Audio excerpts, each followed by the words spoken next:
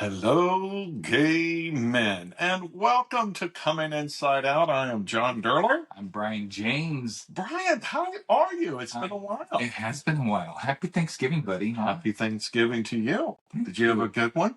I did. I thought we would talk about that because I have some kind of funny stuff about Thanksgiving and my family to share with you. So, well, let's hear it. Well, yeah. So it's interesting because I'm taking perspective on a lot of things happening, with my family, with my children, just life in general. Mm-hmm. And I was looking back at how Thanksgiving used to look as I was growing up and in my teens and early 20s, and how boys were boys and girls were girls, and you looked how you were supposed to look, and that was it. And I'm at Thanksgiving and I'm looking around and I'm out and gay. My son is dressed very feminine. My brother's daughter is dressed very masculine. She's a lesbian. Hope I can say that on here. My sister's husband, my brother-in-law, he's like, I call him a geek, but not in a mean sense, because he's an IT more of a compliment person. He's like a geeky dude. They have a daughter.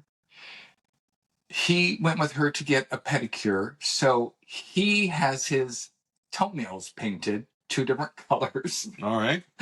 And then my niece's 3.5-year-old son has his fingernails painted. Okay. Yeah. I'm just like, when we were growing up, that would have never existed. And so to just be in a house full of people where everybody is showing up as themselves and totally being accepted, I just thought that was so cool. Okay, I have a perspective here. All right. How did it go? How was the whole tone of the day? How was it? It was the best Thanksgiving I've had in probably as long as I could remember. Because my theory is everyone's free. Everyone is free to be who they are, what they want to do, and there's no judgment there.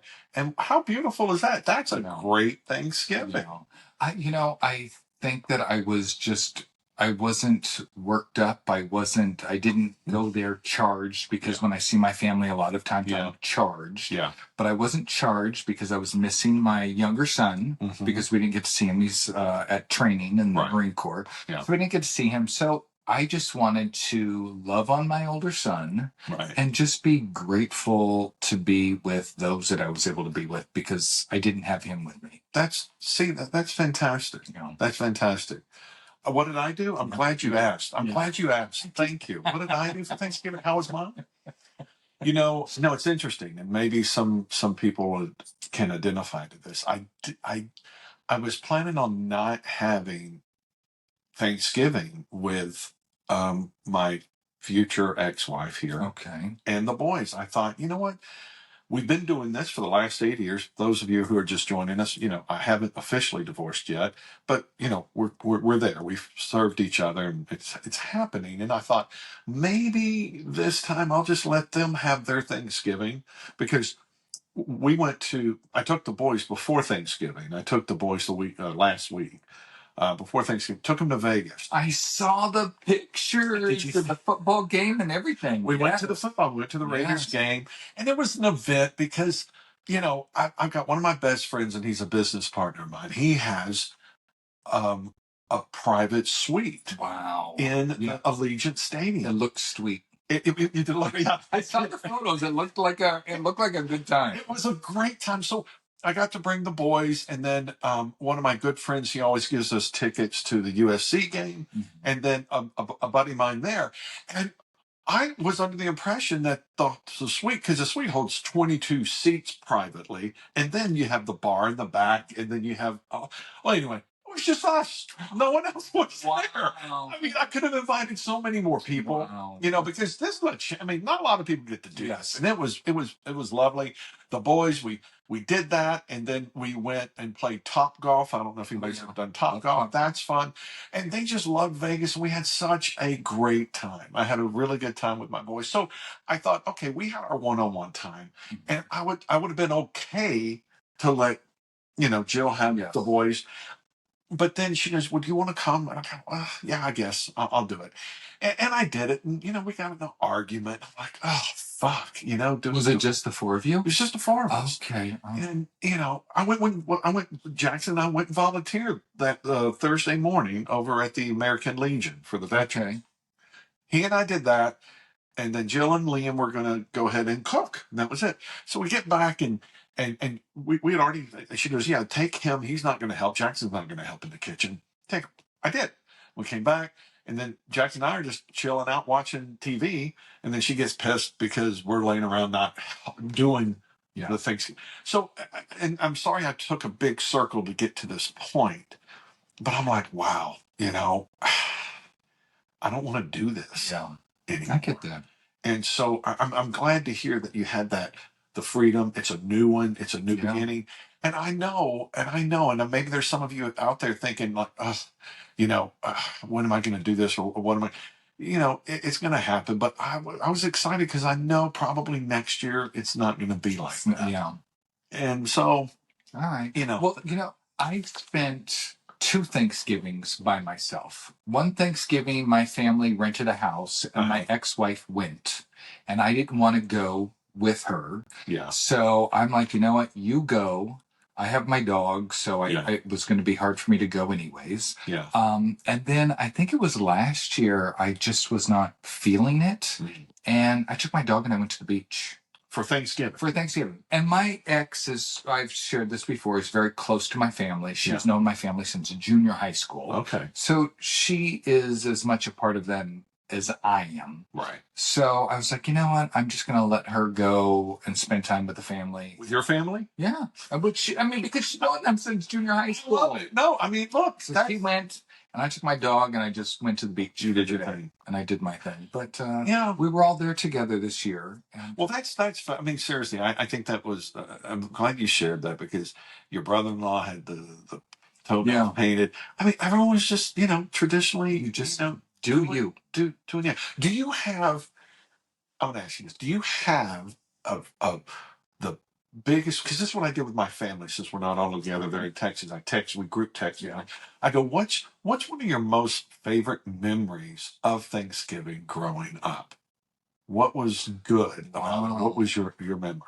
Well, my father's Armenian, so I grew up in a big Armenian family in Glendale. Oh, well, a lot of grandparents, my grandparents, aunts, uncles, cousins, all kinds of. So I just remember going to my grandparents' house at Thanksgiving time. You're like 10 years old, and you got a new shirt that you got to wear, or whatever. You got new pants or shoes or whatever it was, and you would go there, and all the cousins would be there, and we'd just be running around, stealing candy out of the candy dishes that my grandmother had laying around or whatever like that. And just, it was fun as a kid.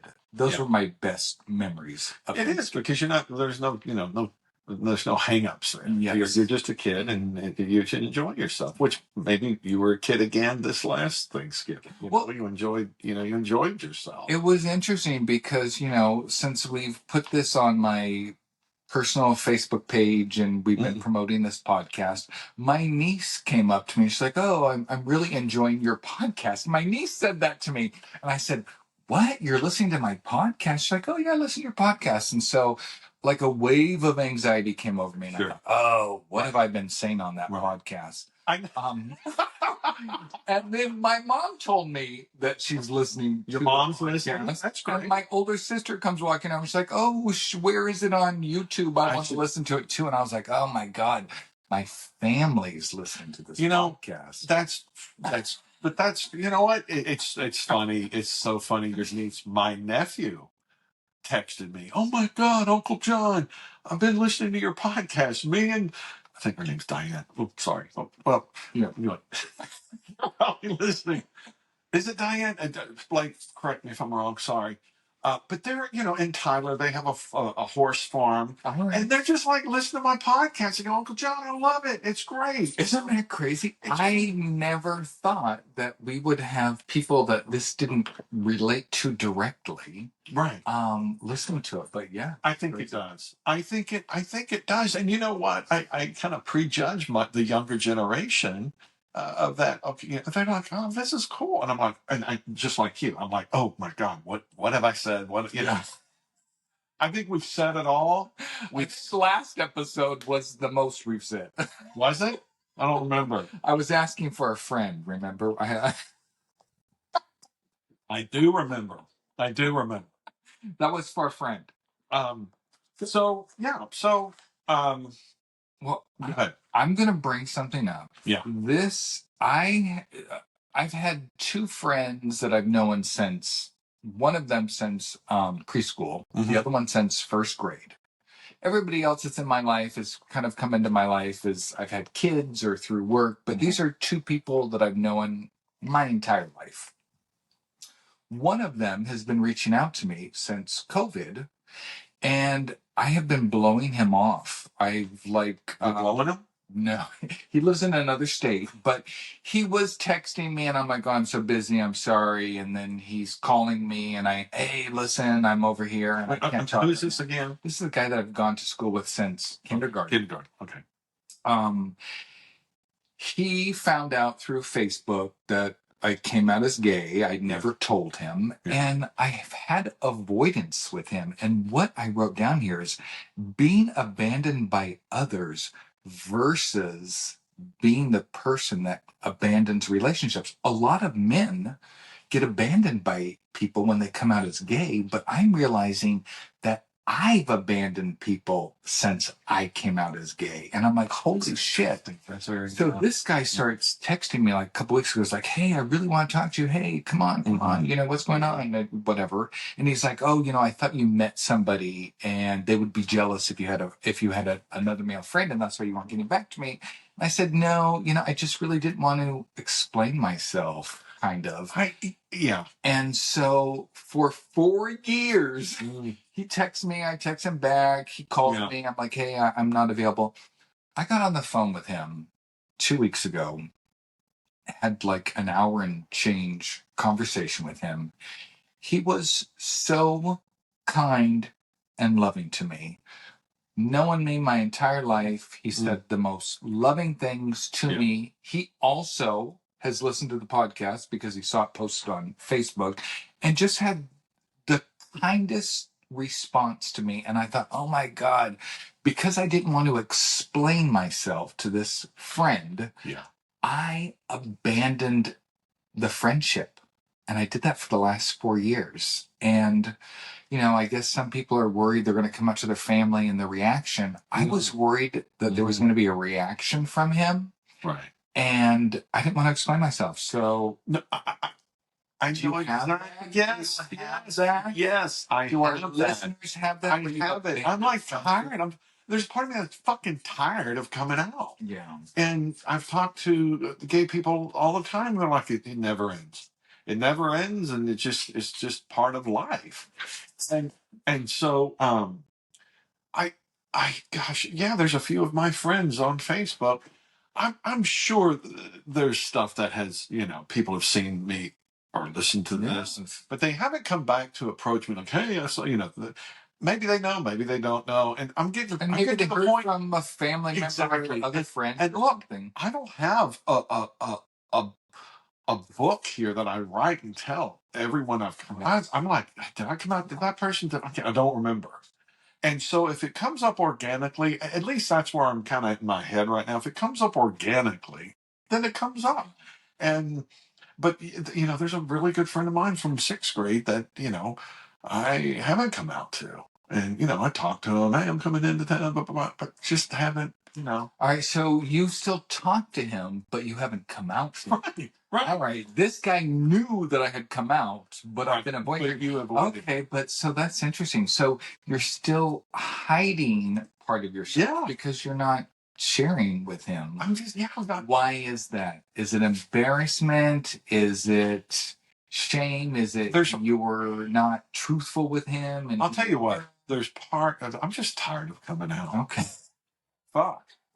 Look, you know what? Come out every Tuesday. It's like, okay, I don't have a quota. I don't have a quota, but I love the guy. He's been one of my best friends growing up. But yeah, we've lost touch. And, there's, I don't know, I see all these sayings on TikTok or whatever, a friendship, can, you can have a friendship, that you don't speak to for years, but you still are the best friends. That's this guy. I will pick up the phone after not talking to him for a year, and we pick up like we had just talked on the phone 3 days before. Yeah. We have a bond. And there's another thing, I don't know. It's like, I don't want it to be all about me. I don't want it to be all about me. I want to see how he's doing, how his family's doing. And there's times that I would just come out, but there just really wasn't a time to do it. Do you think that there would be a negative reaction, or there's something preventing you? Yeah, I think so. I mean, his wife, I think his wife, who I've known forever, too, they grew up, and I think they, and I'm prejudging them. Okay. I'm totally prejudging them, but, they're not in my life every day. So it's not like it's not like I have to, or I live in the same town as they do.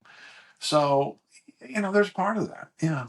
All right. Well, that kind of bleeds into what I wrote here next with your friend. Also, number 5. Thank you. I just jotted down some notes for this episode.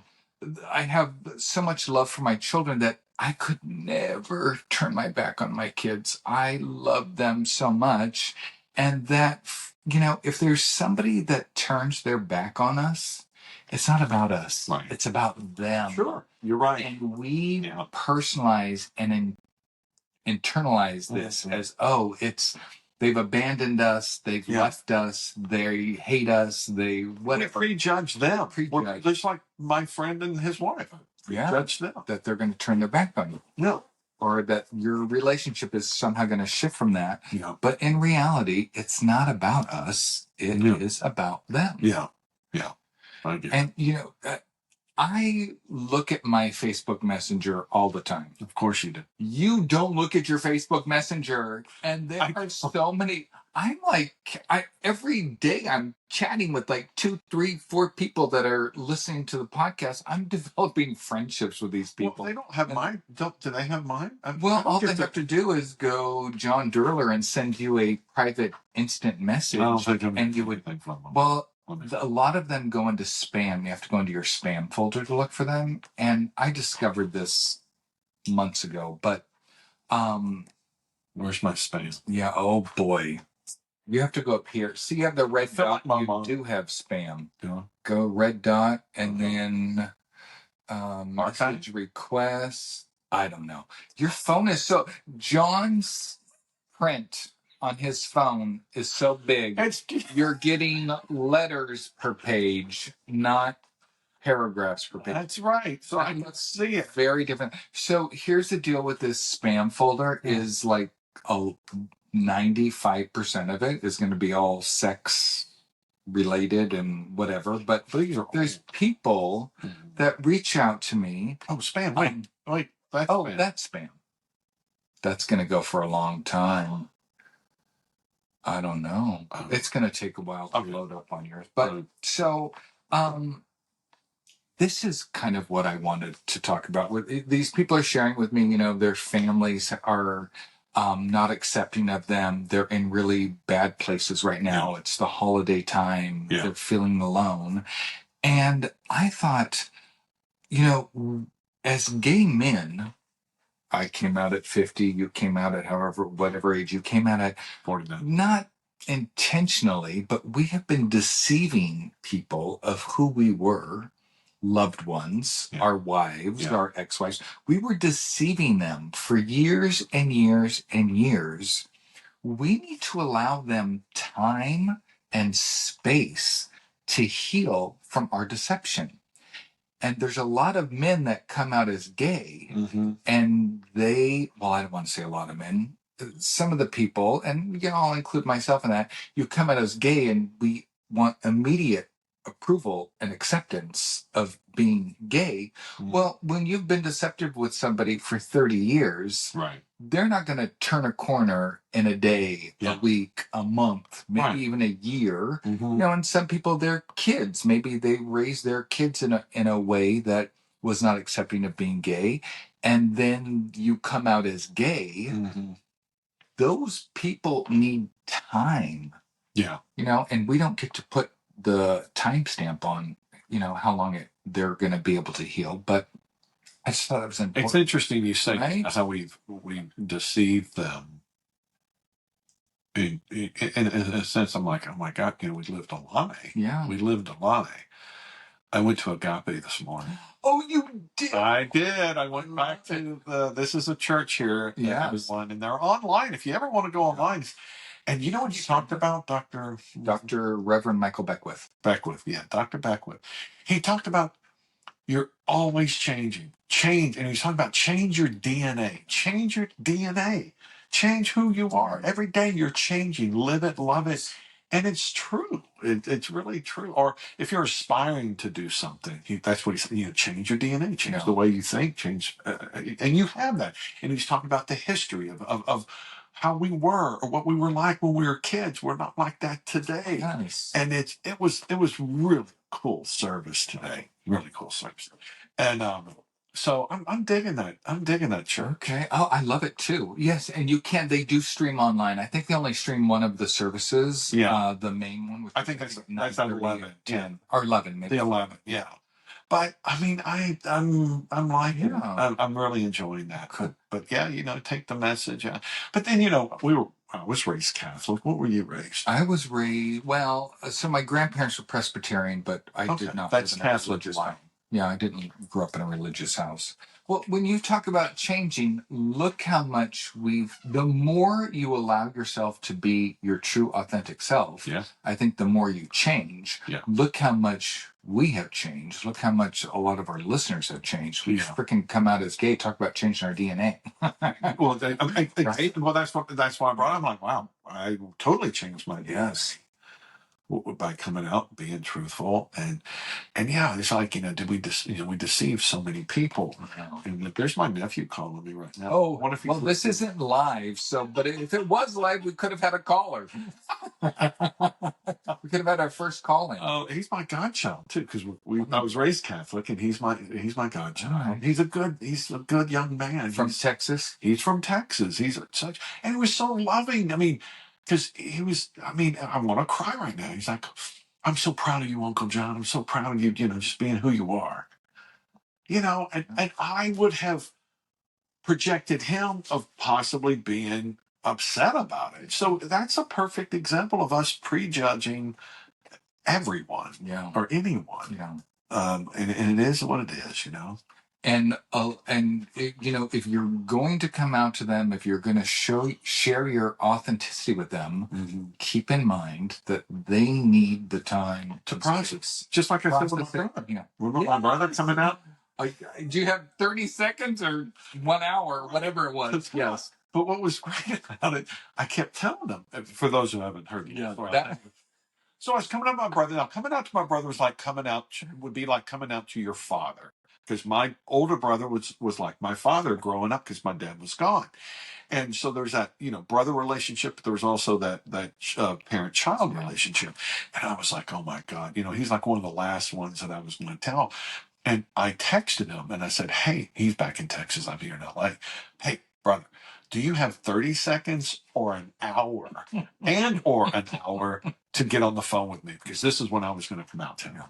And he texted me back, call me now. I've got time. So I called him and he said, hey, yeah, are you okay? I said, I'm fine. He said, well, what's up? And I said, well, and he goes, oh, by the way, I'm going through a dead zone here in about 10 minutes. So I'll lose you, but I'll call you back probably 15 minutes after that. And so then I came out to him. I said, hey, brother, I'm gay. Oh, fuck you. No, you're not. Yes, Wayne, I'm gay. Fuck you. No, yeah, I am too. So that went on. The banter went on because he couldn't believe it. Yeah. And so I go, Wayne, beep. We were disconnected. And so you're talking about having time to think about it. My brother had 15 minutes to say, wait a minute, is this little motherfucker true? Is he bullshitting me? Or, because we always joke. Yeah. He goes, wait, this could, and then after 15 minutes, the phone call came in.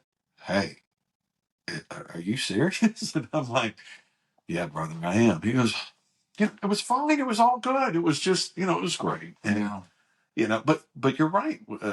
They need time to process it as well. And you know, how close they were, how much.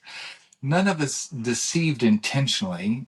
I don't believe. I did not deceive with intention. I deceived because I didn't know who the fuck I was. I really, God, I thought I was going to grow out of this over and over and over. It took me until I was 47 years old to like be like, damn it, Brian, this is not going away. You're fucking gay. But I think, you're right. But I think we can compartmentalize, and that's what I did. I compartmentalized where I stuck it in a box and I pushed it all the way down and in the back and around the corner, and then it snuck up on you, and then you have to push it back down. And I think you listen. It's manifestation, and I'm straight. I'm straight. I'm not gay. I'm not gay. Then you manifest that. And you live that until it just starts to boil up. Yes. Or you see Patrick Duffy on Dallas. Yes, in his Speedo, and then it all bets are off. My God. Did you get Yes. Did you get that? Yes. Yes. I said, dancing. Yes. And then the bar fight. Yes. yeah, okay, listener. So that's funny. So we all know Brian loves Patrick. He just when he first saw Patrick Duffy in his Speedo, he came online. Yes. He came online like, whoa, wait a minute. And so I'm like going through TikTok, and there was just something from Dallas. This with what's her principal, Victoria Principal, yes. And she's beautiful. I wouldn't know. No, she was. Come on, beauty. We all know beauty, yes, right? She was beautiful. She was beautiful, but we weren't watching her shake her ass. We were watching Patrick Duffy. Damn. And so I had to forward that. Yeah, I appreciated that. Yeah, that is so funny. I actually looked up Dallas because you can stream it, and I started streaming the first season again, and I was like, did you get hooked into it?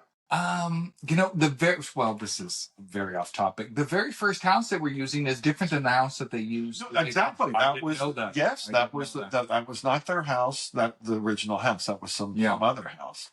Yeah. No. Yes, I've watched probably like 5 or 6 of the episodes. I got it. Yeah. Oh my God, I do. Yeah, I did love me some Patrick Duffy in his Speedo. Yeah. Taking his little son to the swimming pool.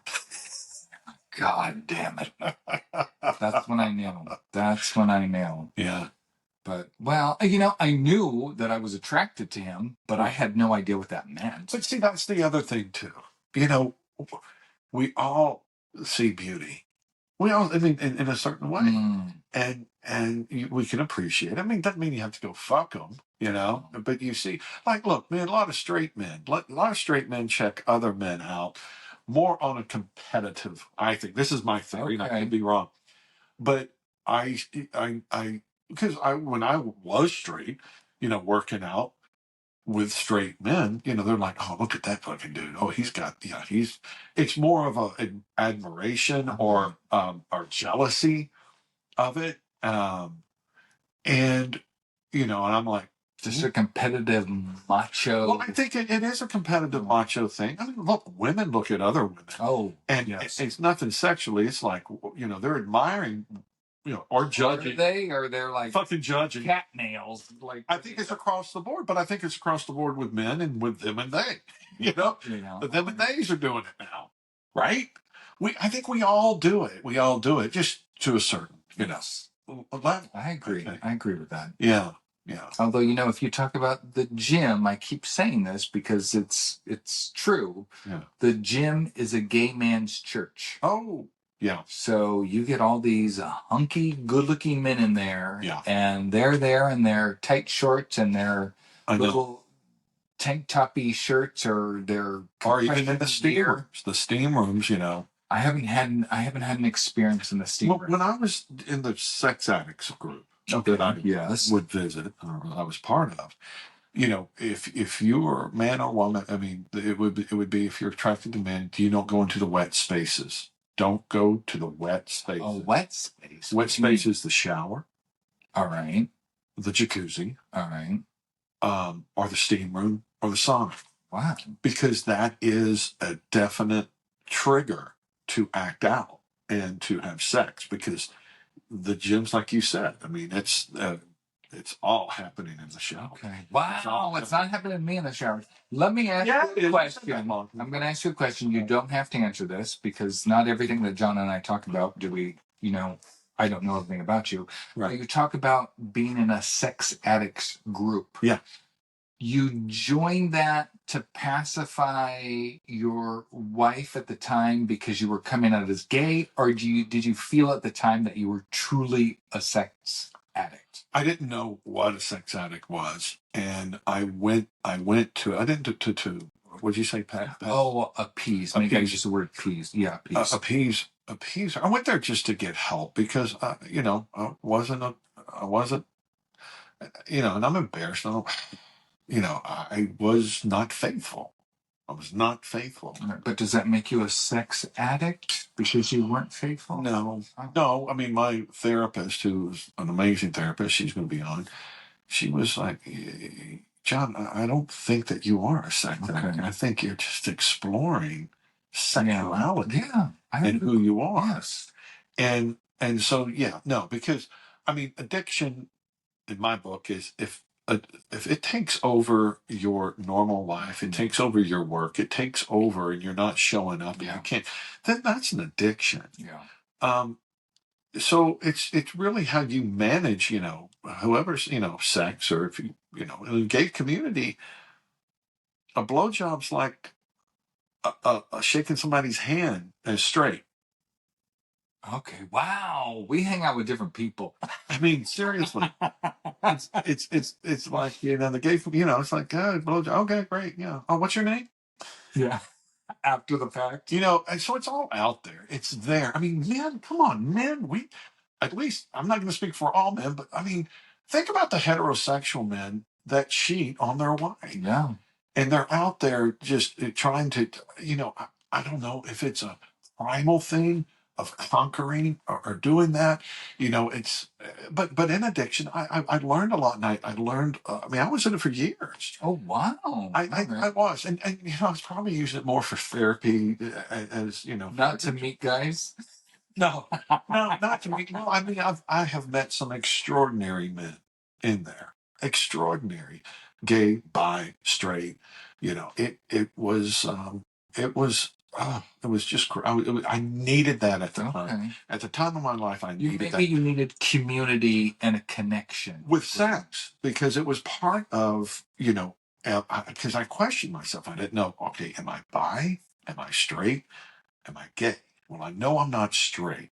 And at the time, my wife at the time, look, I'm not a prude. If you're bisexual, we can possibly work this out. And she gave it time. And I'm like, no, I'm not bi. And so that was, the end of us, But you're sex addict when you were going to a sex addicts anonymous group. Mm-hmm. You were doing that after your wife discovered the emails, or before? Yes, after. Okay. Oh yeah. After she, right. After that, because I mean, I didn't know. Yeah, I didn't know, and so, yeah. All right. I don't know the definition of an addict, but you're right. A person that enjoys having sex is different than a person who's destroying their life over needing to satisfy themselves sexually. I think so. I mean, look, I'm not the superior being in this, but I just think it's kind of common sense. If it's alcohol, if it's drugs, if it's on your phone, my boys, you're always on your phone. Yeah. There's an addiction there. But I mean, it can destroy people. It can destroy a lot of people, the addiction. And I thought that I was, and then I'm like, and she's like, I don't think you're an addict. Yeah.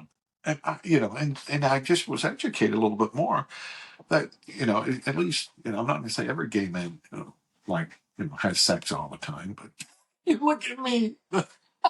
I looked at him up and down. But you're a perfect example of that. People are like, oh, gay guys are always fucking. Well, no, they're not. No, unfortunately, they're not always. No, but you have such. You know what? You have. I mean, you have great morals that you didn't cheat on your wife, and I mean, you respected her of that, but yet, yeah, you cheated in your mind. Yeah, 100%. You know, but that was your truth. But you weren't out fucking a lot of people. No. And doing that. So I think all of our listeners are all on some different type of level that can identify with Brian and that can identify with me. 100%. That, it's not just in print and it's not just one way. Yeah. Yeah. So wow. So I have my hot neighbor. Yes. With his husband. Yeah. Very hot. Who's invited me to go over there multiple times. The last one was for nude Switch video games, and I'm like, no, that's okay. I'm not going to go Switch video. Go over there and play video games naked. When was that? When did they ask you? This past weekend. I could have been there right now, but I'm here. And I said no. So I need to come. Visit. You should. Well, listen. I'm going to give you even more reason to come visit me. So last month, I live in a townhouse. There's 4 units per building. Mm-hmm. This hot couple lives in the building next to me, but one of the units in my building sold last month. Okay. This gorgeous, thick head of hair, dark skin, just gorgeous man and his wife move into the unit. Okay. I meet both of them. I say hi to them, and I'm like, wow, he's really good looking. Right. They have a very small dog. I have a big dog. How old are they? Well, I know how. Well, how old is? Wait. How old is him? How old is he? So his wife is older than him. His wife is I would say 10 years older than him, to be nice. He's not going to listen to this podcast, I hope. They moved from Tehran, Iran. Is that how you call it? Tehran? Uh-huh. Iran. 6 months ago, they were living somewhere. They bought this unit. They moved into it. He was telling me about his life in Iran. Mm-hmm. And he was telling me about his husband. His husband. Yes. And then he said, oh, I met my wife. And I said, oh, okay. So his English is his English. He has a thick accent, even better, but he's so hot. So I text my hot couple neighbors, and I'm like, "Oh, have you met?" He goes by Danny, but his name is Daniela. Okay. Have you met Danny? Holy smokes, or whatever. Right. Last night at 10 o'clock at night, I'll show you on my phone, my neighbor, my sexy hot couple neighbor, texted me and said, I think I just found Danny on Grindr. No. Really? So I deleted the Grindr app from my phone, so I have to download the app. I log back in, and there's fucking Danny. 40 years old, 6'1", 105, this head of hair. He's gay. When he talks to me, he's very good looking. He's too young for me. He's 40 years old. But he talks he's very too old for me. He talks He's too old for you, and I'm I'm 40, like 30s and 40s. But he talks to me very close, and we're both tall, and I was just like, so you think it's an arranged marriage? Yes. Is she American or is she arranged? She's from Iran also. But she has lived here. I don't know the whole story. So get the backstory there, because she could be a citizen, and then she married him for him to have his citizenship. His citizenship could be, but when we get done with it, I'm going to show you. He has like. Well, show me. Did you save him on Grindr? I didn't favorite him on Grindr. Favorite him? Well, yeah, you favorite. Yeah, favorite him, then you'll see when he's on or not. So I live in a desert of a gay community. It's like there's nobody around, and now there's 4 of us. Listen, there's more than that. There's more than that. There's closeted. There's more and that's why I think, honestly, people. There's been statistics out there that 10% of the population is gay. Yeah, and another 10% is closeted. That's 20%. Another 20% is So really, what is the ratio? What is the ratio? Because I don't think it's 10%. I think it's more. Well, the last census that they did, I think, is 2020. I don't think there's been anything since 2020 when I researched There's it. been some serious fucking going on. Yeah. Like, Well, there's a lot of COVID. Yeah, you're right. No, seriously. Right. I wonder if that's going to be the next. Well, no, not the next boomers, because we got baby boomers, and then we have the millennials, right? Aren't they the big another big surge? I think. I don't know. All right, I think I'm gonna look. I'll look that up. I'm gonna look that up. I'm gonna do some research. All right, you look that up. You're going to bring it to our next. I will. We'll do that for the generations. Okay. All right. Well, we're at about 40 minutes. How do you think this is a good time to sign off? I think so. I think it's a good time, and I'm just looking out the window. Yeah, I know. I know. Well, I brought my dog with me today, and I was worried he was going to bark at people, but I think he's annoyed with me, so he's looking the other direction. Yeah. Thank you, guys. Thanks, guys. Take care. Bye. Bye.